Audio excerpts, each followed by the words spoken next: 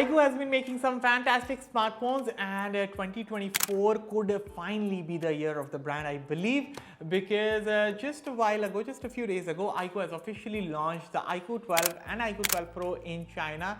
And both of these smartphones look very exciting. But what does this mean for the India release? Are both the phones, or say only a phone, is releasing in India? I will try to answer all of these questions and more in this video. Hello everyone, I'm Ania for Fiiber by India Today, and before I tell you everything that you need to know about the iQOO 12 series, consider hitting that red subscribe button for detailed tech videos and also turn on the bell so that you don't miss any of our latest updates. With that said, let's get started. Okay, the first thing to address is when is the iQOO 12 series releasing in India, and are both the iQOO 12 and 12 Pro launching? Well, iQOO has officially dropped the India launch date, which is set for December 12th. Now, historically, iQOO has always launched the vanilla model of its smartphone series in India. So my hunch is that while iQOO has launched the vanilla iQOO 12 and iQOO 12 Pro in China, I think India will only get the vanilla model of the iQOO 12. However, I will be more than happy if the Pro model also launches, but then again, the price of that phone will then go sky high, and as good as iQOO phones are, sadly, they don't sell all that well in the flagship segment. So from here on, let's focus on the vanilla model, the iQOO 12, which is likely coming to India on December 12th. So what could be the prices? So the iQOO 12 in China starts at a 12GB plus 256GB storage variant, which is priced at 3,999 Chinese yuan, which is roughly 46,500 rupees. Then there's the 16GB plus a 512GB storage variant priced at 4,299 Chinese yuan, which is roughly 50,000 rupees.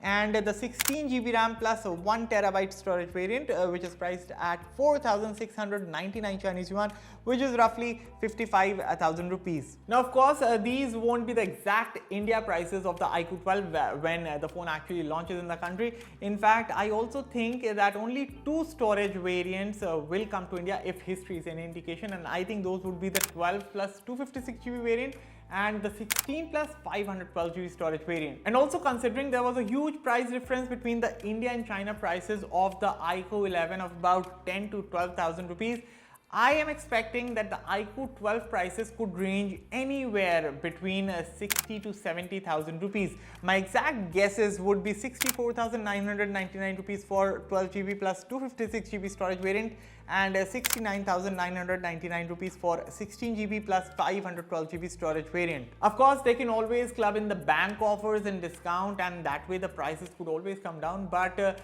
yeah, this is what I think could be the prices. What are your thoughts? Let me know in the comments. So with this kind of pricing, what are the specs and features that you're getting on the iQOO 12, and what are the upgrades that we are looking at on the iQOO 12 over the iQOO 11? First up, there's a huge design departure from the past iQOO phones. The new iQOO 12 sports a new and huge camera module at the rear, of course, upgraded cameras at the rear, a 50 megapixel primary sensor, 64 megapixel telephoto lens with 100x digital zoom, a 50 megapixel ultra wide angle camera, and a 16 megapixel selfie snapper at the front. Now, personally, I'm a huge fan of big camera modules. I actually love this kind of design that smartphones implement. I loved it on the Vivo X series, I loved it on the OnePlus Open, and now I personally can't wait to see this thing and, of course, test the camera in person. Okay, onto the front, and the flat display is retained. The bezels look to be slimmer than before. However, the big upgrade is the E7 AMOLED panel with 1.5K resolution.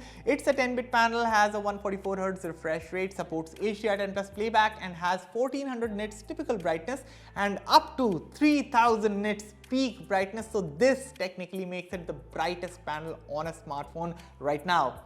One other big upgrade is the Snapdragon 8 Gen 3 chip under the hood, and we have already heard about the performance gains it brings to the table. Now, I only hope the performance gains that are being depicted in these leaked benchmark numbers, I hope that the numbers actually deliver in the real world performance.